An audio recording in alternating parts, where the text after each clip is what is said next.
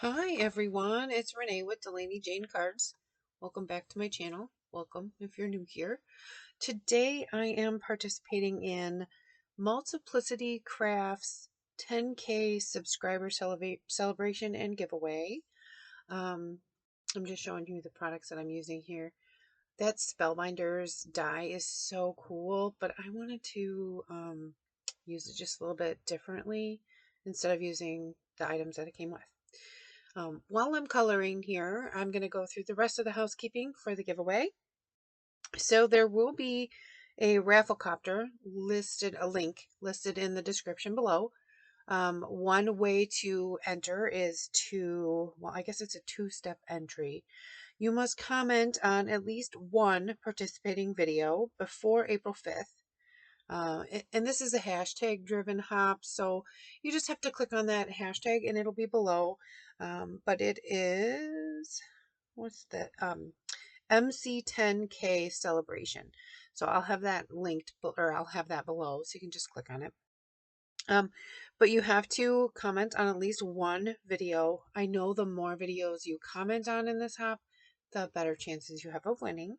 But then you can visit the Rafflecopter link, and I'll have that below as well.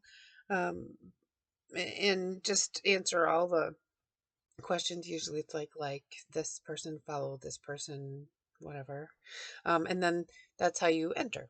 So if there's some awesome prizes. I was poking around on some of the prize lists, and I was really excited to see the Ink Navigator from Multiplicity Crafts.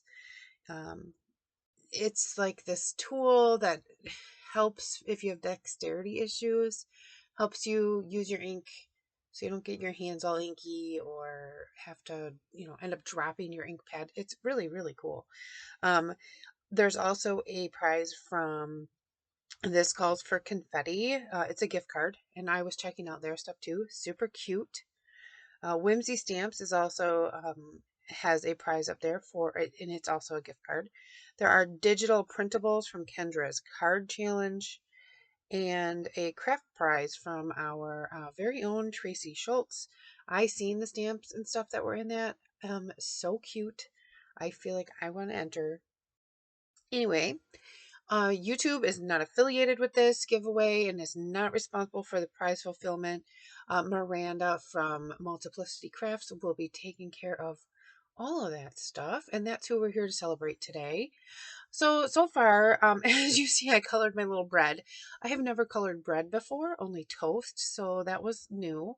And now I'm coloring some jam. I went around the outside of the jar with some aqua shades, and then I was trying to decide what kind of jam I wanted, and I decided on blueberry, so that's what we're doing there. And as you see that big giant blob that's on my little egg, I will show you how to take care of that here in just a minute or two. I was kind of letting the ink dry while I was trying to process what to do with that. I didn't really want to stamp it again. I just wanted to, I didn't want to start over. Not even stamping the image. I just didn't want to start over. So here you can see me bringing more of the aqua back in after I've colored the jam. And it just, if you look at a jar, the thickness of the glass is not the color of whatever is inside. So I tried to kind of get that feeling. So this is the first step in getting rid of the splotch. I'm using my colorless blender, and I'm actually just pushing the ink through to the back side of the paper. You can see it on the back of the paper. Now I took a scrap piece of paper, and I am actually pushing the ink. It's hard to see here, but I'm pushing it through the paper that I'm working on into the paper behind it. So if you ever have an accidental spot or something like this, and you feel like you just can't get rid of it, sometimes you have to push it through to another piece of paper. So I'm back to coloring my little jam jar here. I'm just going to color this little top. The other day I was reading something, and it had the name of this little fabricy paper, whatever top that's on jam jars, and now for the life of me, can't remember what it's actually called. But it's the cute little little cloth when you go to like the farmer's market, or I think some of the bigger brands have like a checkered top now to kind of mimic what this little piece is. So I just did that in blue. And then here I am starting to color my egg.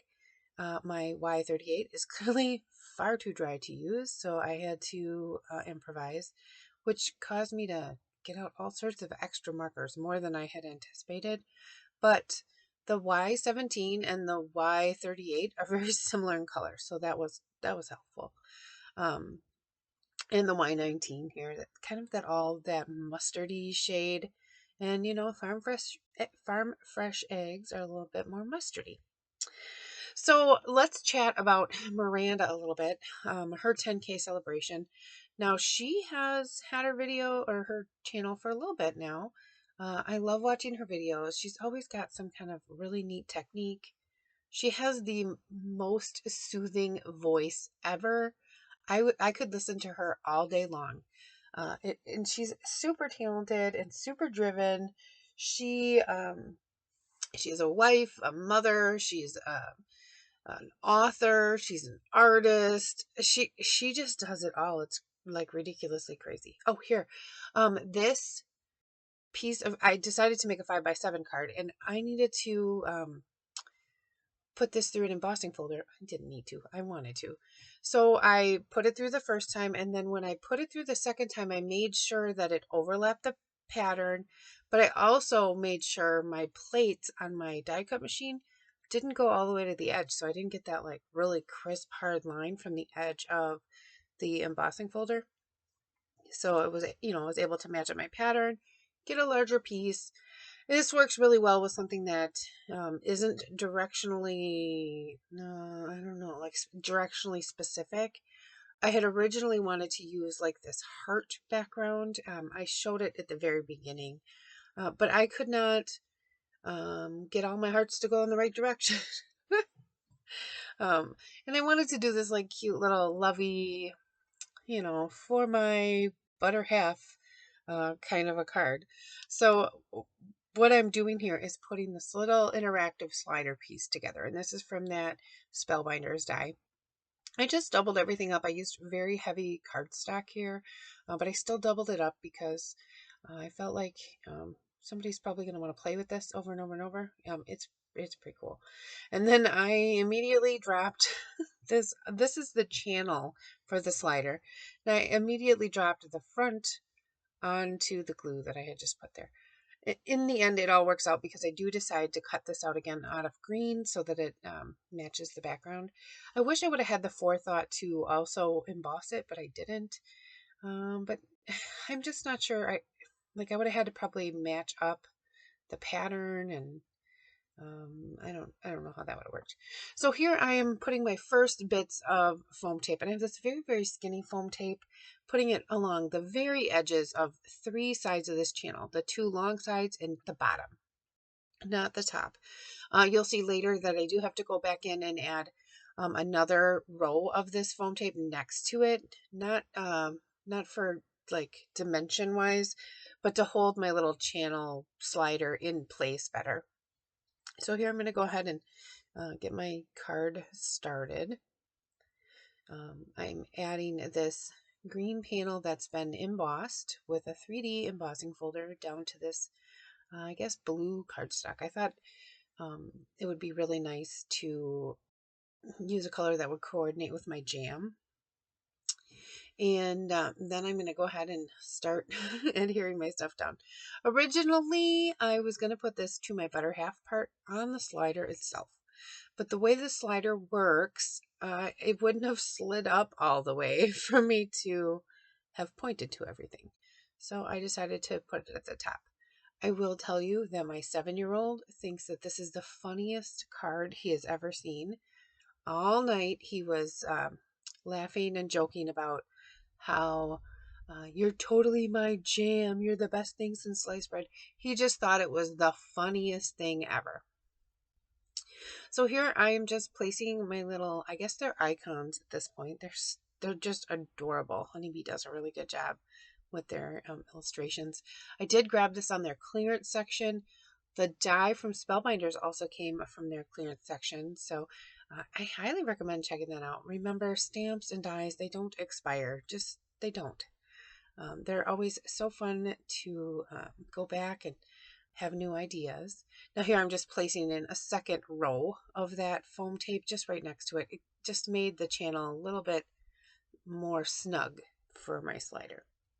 And then I had also adhered that green panel up on top. You see how the slider just slides right in from the top. And I'm going to go ahead and I added the same blue cardstock that I used in the background to my double arrows. I had 2 of them stacked on top of each other. Added some foam tape and then adhered it to the actual slider. Now that's what stops it from coming out the top. So it is secure. But look at how cute is this? You're totally my jam. You're the best thing since sliced bread. And you're a good egg. I just think it's so cute. Like I said, my 7-year-old thinks it's the funniest thing ever. I just added a few little highlights here with my white gel pen. I don't know, my number 10 pen was working just fine, and then right about here it stopped, so I had to grab my number 8 pen. It was fine. It was fine. But the 10 is usually my favorite. I don't really know what the deal is. But back to Miranda's 10K celebration. Make sure that you find her channel. If nothing else, find her channel. Make sure you comment congratulations over there. Make sure you enter the Rafflecopter giveaway link. And I mean, there's some really great prizes. If I could enter, I would. I'm very excited for you. I think some of it is open to just the US only, but I don't know. I believe all the details will be listed there. Also on Miranda's channel. She probably has more information. But this is my card. Thank you very much for checking it out with me and spending a few minutes with me today. I really appreciate you. And I hope that good luck winning. And thank you for stopping by. And as I always say, give cards generously. Bye.